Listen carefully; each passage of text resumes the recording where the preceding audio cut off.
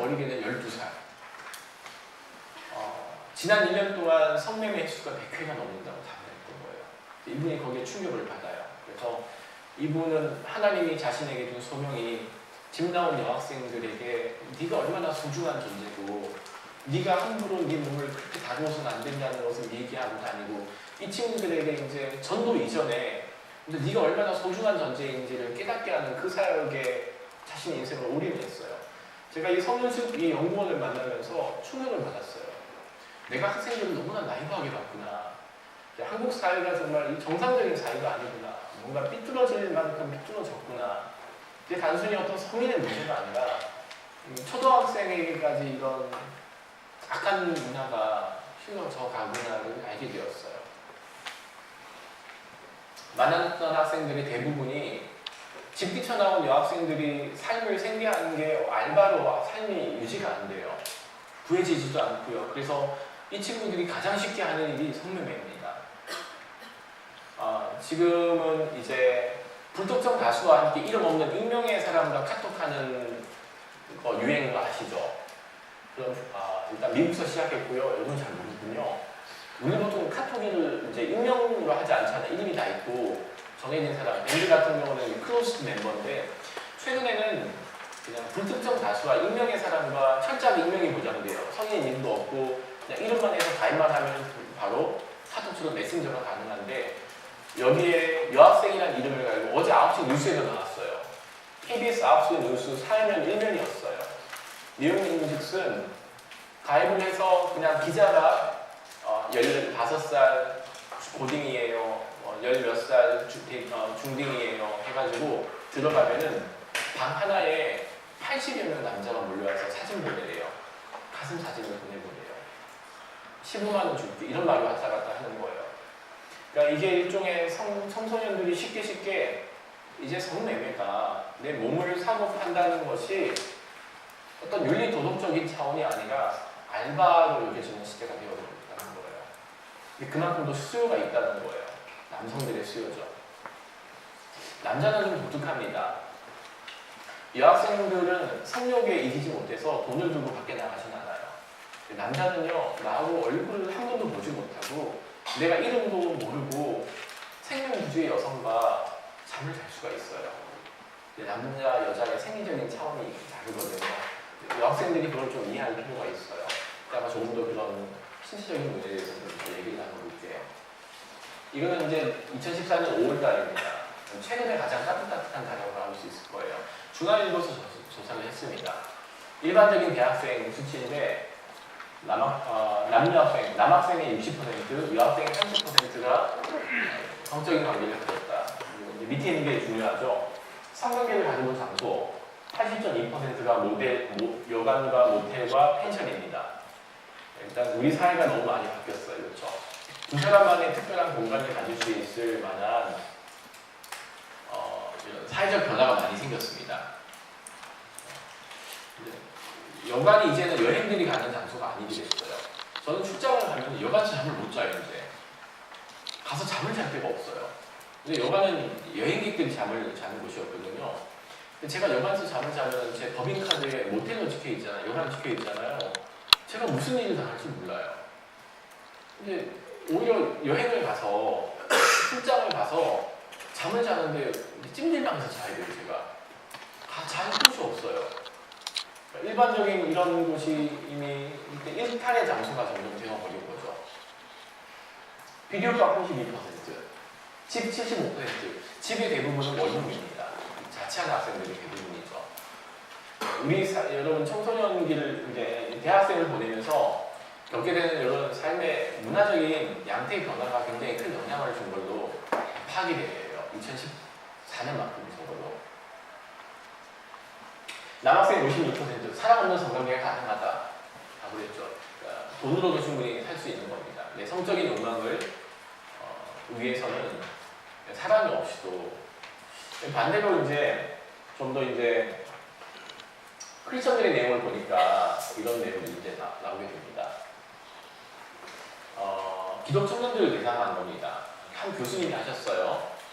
한 신학교의 교수님이 기독 청년들 대상으로 설문조사를 했는데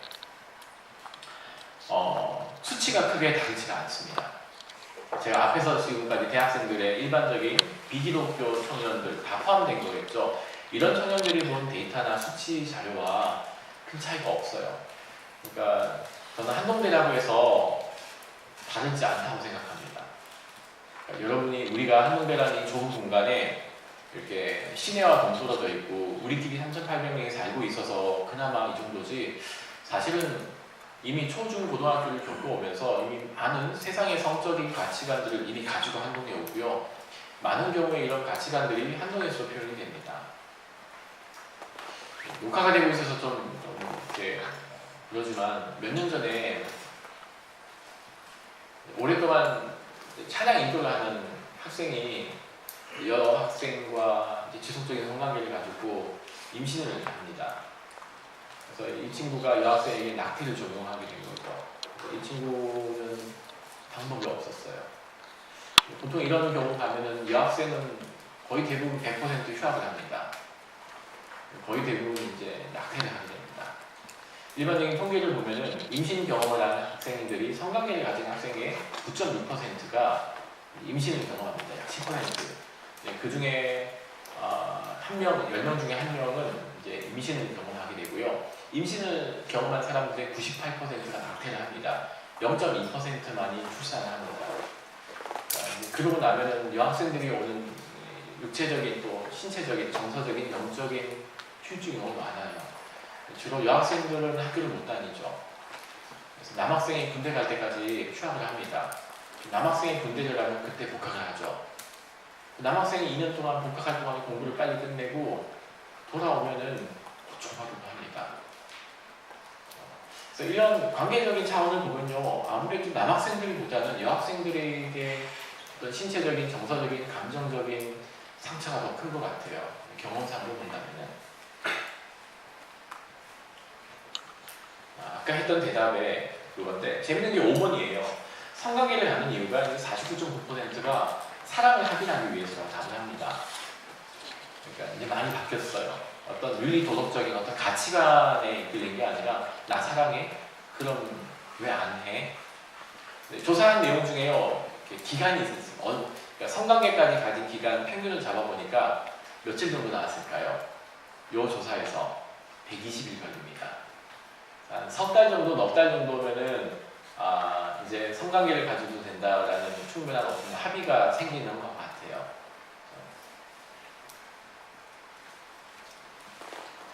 문제는 이런 경험을 하고 난 다음에 크리스천으로서 몰려오는 수치심의 문제입니다. 죄책감의 문제입니다. 제가 한동에 와서 많이 만났던 학생들도 이 수치와 죄책감의 문제에 시달립니다. 한 명이 갑자기 밤 11시 반에 전화가 왔어요. 거의 공황장애에 걸린 수준이었어요. 말을 하는데 호흡이 이렇게 가빠서 못 쉬는 수준이 왔어요. 공황장애가 왔어요. 저녁 6시쯤에 이제 누나하고 첫맞이를 걷다가 사고를 친 겁니다. 어떻게 그 상골에서 사고를 쳤는지 모르겠어요. 첫맞이 어두컴컴한 그 길에서 이제 서로 너무 흥분을 해버린 거죠. 그리고 성적인 관계를 가졌는데 몰려오는 수치심과 죄책감이 이제 사로잡는 거예요. 문제는 참 너무나 좋을 것 같은 경험인데 성적인 경험이라는 게 굉장히 강렬하거든요. 이 경험이 너무 우리가 좋을 것 같은데 오히려 이런 것 때문에 수치심과 죄책감에 시달리는 사람들 늘고 있다는 것이죠.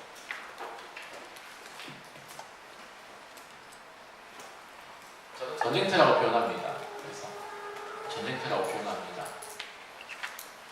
전쟁터를 살고 있어요. 우리 마음은 일종의 전쟁터와 같습니다. 성령 하나님도 우리 마음을 차지하기 원하시고 또 이 세상의 가치관과 사단도 우리 마음을 점령하기 원해요. 이 두 가지가 끊임없이 싸우는 거죠. 누가 이길까요? 성령 하나님이 이기실까요? 세상의 가치관이 이길까요? 제 안에 늑대 두 마리가 살아요. 한 늑대는 좋은 늑대예요. 제가 다주 정리합니다. 어떻게 하면 나를 지킬까, 나를 보호해주는 수호신과 같은 늑대예요. 좋은 늑대예요. 한 늑대는 어떻게 하면 나를 집어삼킬까, 호시탐탐 나눠노려요. 어떻게 하면 저거 치즈가 이길까? 시작한 돌. 이 두 마리 늑대가 싸우면 누가 이길까요? 착한 늑대가 이깁니까? 악한 늑대가 이깁니까? 내가 밥을 주는 늑대가 이겨요. 내가 밥을 주는 늑대가 이겨요. 우리 마음은 전쟁터예요. 이 세상의 가치관도 내 마음을 점령하기 원하고요. 하나님도 우리 마음을 같이 차지하기 원하시죠. 그래서 우리 마음은 일종의 전쟁터와 같아요.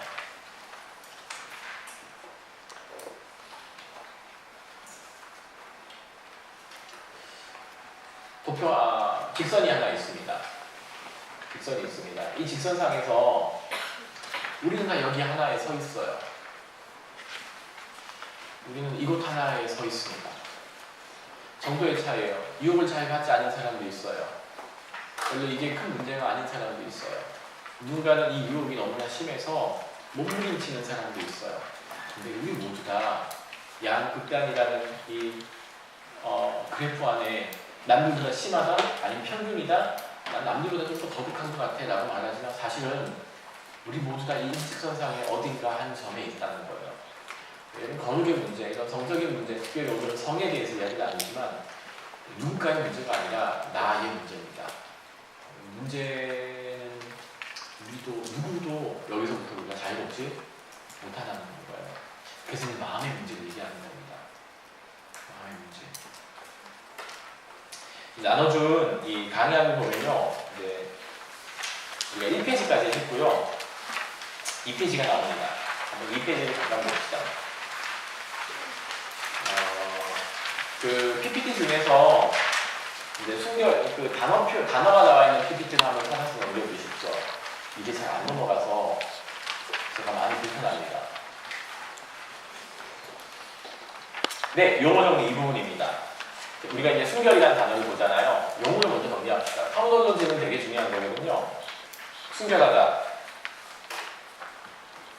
퓨리티라고도 합니다. 이노센스라고도 말하죠. 사실 이 성경책에는 순결이란 말 자체는 그렇게 많이 등장하진 않아요. 여러 가지 많은 단어로 반복되는데, 첫 번째는 이제 순결이란 말, 잡된 것이 없이 몸과 마음이 순수하고 깨끗한 것을 말하죠. 섞인 것이 없다. 이런 비슷한 단어가 PPT를 조금 넘겨주세요. 이게 제대로 잘 안 넘어갑니다. 왜 그런지 모르겠어요. 성결과 성결은 거룩이라는 단어로 계속 반복이 됩니다. 성결이라는 단어, 거룩이라는 단어가 제일 많이 반복되는 단어거든요. 가장 첫 번째 메인 뜻은 분리되다라는 겁니다. 같지 않다, 다르다는 거죠. 성결하다, 거룩하다, 깨끗하다. 거룩이라고 말할 때 많은 단어로 사용되지만 구별되다, 분리되다, 그런 뜻이에요. 같지 않다는 걸 다 합니다.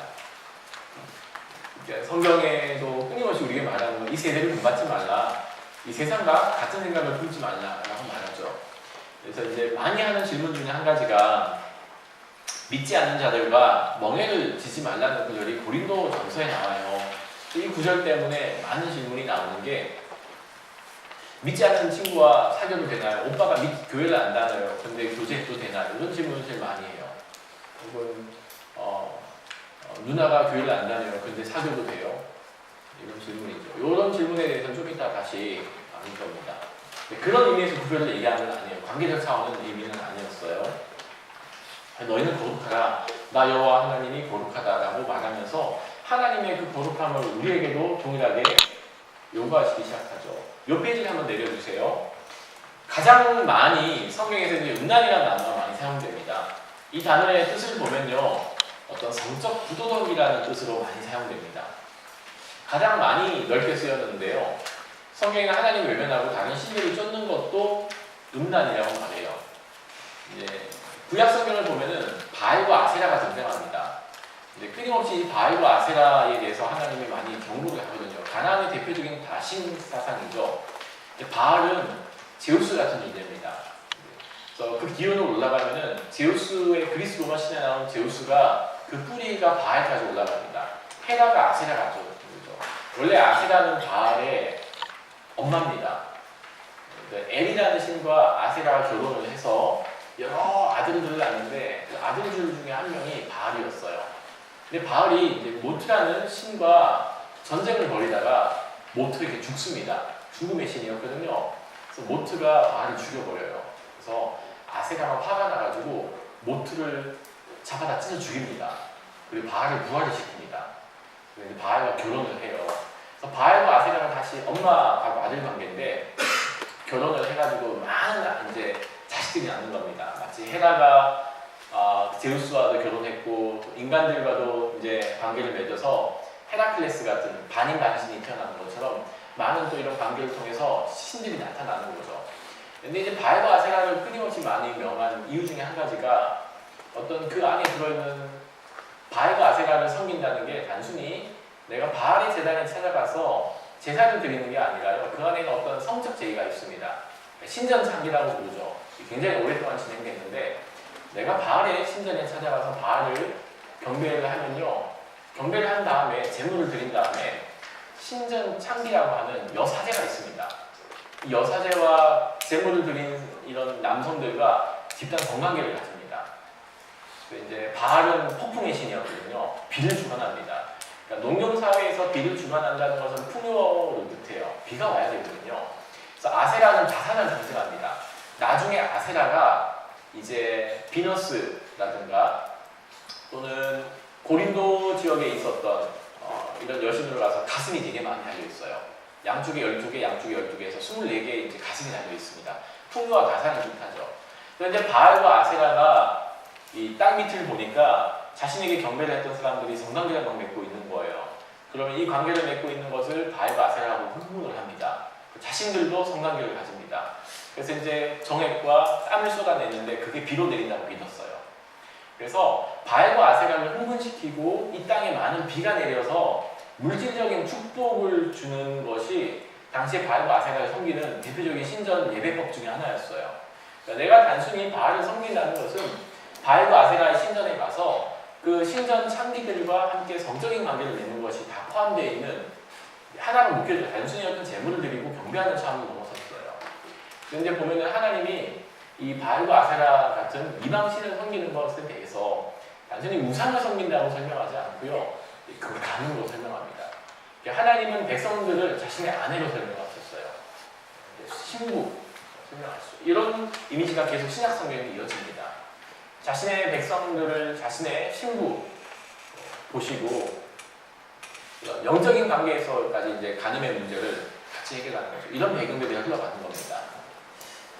예수님께서는 이 세대를 보면서 악하고 음란한 세대여라고 말하는 것도 있죠. 이때 사용됐던 음란입니다. 다음 페이지. 간음이라는 단어입니다. 간음은 이제 십계명의 제 7계명으로 등장합니다. 7계명이 뭐죠? 간음하지 말라죠. 10계명에 있는 법은 일종의 제의적인 법과 도덕법으로 구성되어 수 있는데 1에서 4계명까지는 하나님에 대한 경배에 대한 법입니다.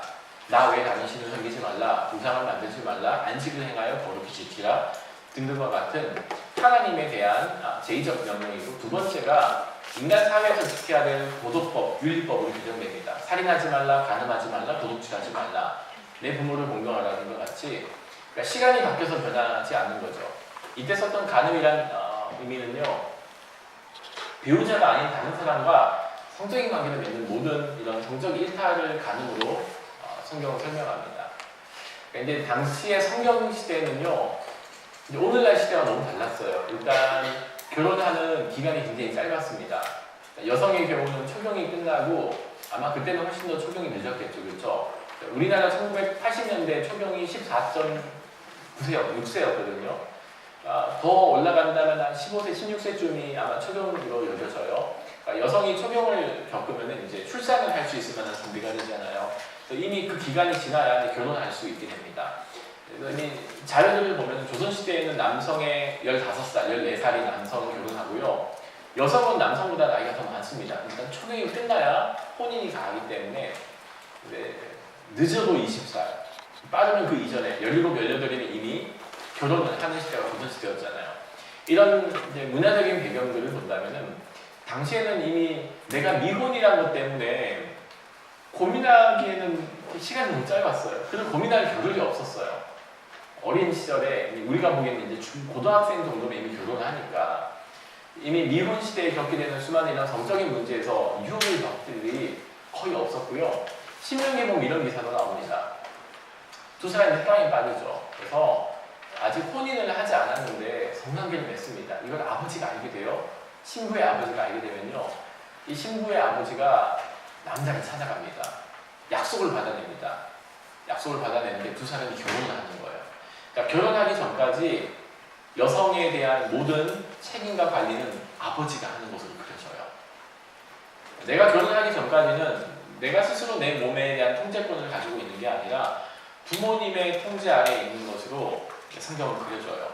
단순히 어떤 그때는 그 당시 문화였으니까를 넘어서 그 안에 어떤 원리가 있는 것 같아요. 원리들을 찾는 게 더 중요하다고 생각해요. 음행이란 말이 가장 많이 사용되는 성적 어떤 부도법을 설명하는 단어 중에 하나입니다. 불법에 빠지거나 하나님의 결론과 한계 밖에 있는 것, 어떤 불법적인 성행위, 우상숭배. 그래서 음행이라는 단어를 살펴보면은 그 안에 근친상간, 수간은 동물과 관계를 맺는 거죠. 동물과 상관계를 맺는 수간, 근친상간, 약혼 중에 어떤 성적 부적, 혹은 간음, 동성애 등으로 사실 다 있게 됩니다. 그러니까 성경이 보여주는 건요, 그러니까 동성애라고 해서 더 악한 죄가 아니에요. 이성애건 동성애건 똑같이 하나님께는 성적인 범죄로 여겨집니다. 동성애는 하나님 천벌을 줘야 되고 결코 이 땅에서 용납되어서는 안 되고, 그러니까 우리가 동성애에서 어떤 목소리를 낸다면요, 혼외 정사 같은 이성 관계에서도 진행되는 어떤 성적인 문제에서도 사실은 그리스도인들이 동일한 목소리를 낼 줄 알아야 합니다. 그게 사실 일관된 목소리를 그렇죠. 동성애자들에 대해서 기독교가 더욱더 손가락질을 하는 게 어떤 효과가 있을까라는 생각이 들어요. 근데 이게 죄의 문제가 아니라는 떠나서요, 동등하게 그리스도인들 안에서 동성끼리가 아닌 이성끼리에도 허락되지 않은 성관계에 대해서라도 어떤 동일한 목소리, 일관된 목소리를 좀 낼 필요가 있다고 생각해요. 그러니까 점점 우리가 소통한다고 얘기죠. 이 소통이라는 게 뭐냐면은 단순하게 성관계 관계는 절대 안 돼. 결혼된 관계 절대 안 돼. 혼전 관계, 이렇게 뭔가 근원의 명령을 증명하는 게 아니라 어떤 최소한의 소통할 수 있는 길들은 만들어야 돼요. 그 소통하지 않은 결과가 오늘날까지 이러지 않았나 생각이 되기도 해요. 제가 최근에 이제 많이 본 게 신앙에 대한 내용입니다. 사실은 대부분 가장 쉽게 접할 수 있는 이런 성적인 함의가 사이버 포르노그래피에 대한 문제예요. 제가 한동에서 만난 학생들 중에서 이게 제일 심각했어요. 설문조사가 없지만 적어도 이제 한동은 기숙사 생활을 하다 보니까 남학생들이 이런 사이버 포르노그래피, 야동이라 할게요. 네, 이런 야동, 사이버 포르노그래피에 사실은 접할 확률이 낮습니다. 아무래도 공동체 생활을 하다 보니까. 근데 이제 일반적인 대학생들 보면은 20대 대학 청년들의 34%가 주 3회 이상 야동을 봐요. 설문조사 결과입니다. 주 3회 이상이라면 이제 중독 단계입니다. 일반화가 된 거예요. 심각한 거죠. 죄송해요. 1, 2회를 봅니다. 34%가. 1, 2회를 본다는 거죠. 경증의 중독 단계입니다. 반복해서. 이런 단어를 보면서 제가 봤던 게 음란물에 대한 4가지 반응입니다. 첫 번째는 호기심으로 봐요. 와, 근데 보고 나는데 장난이 아닌 거죠. 너무나 강렬한 거예요. 이미지와 영상이. 그래서 다시 보고자 하는 욕구가 강하게 나타납니다.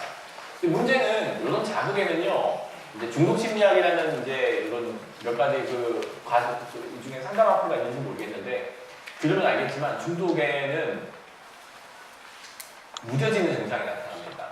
두 번째로 볼 때는요, 더 강한 걸 보게 돼요.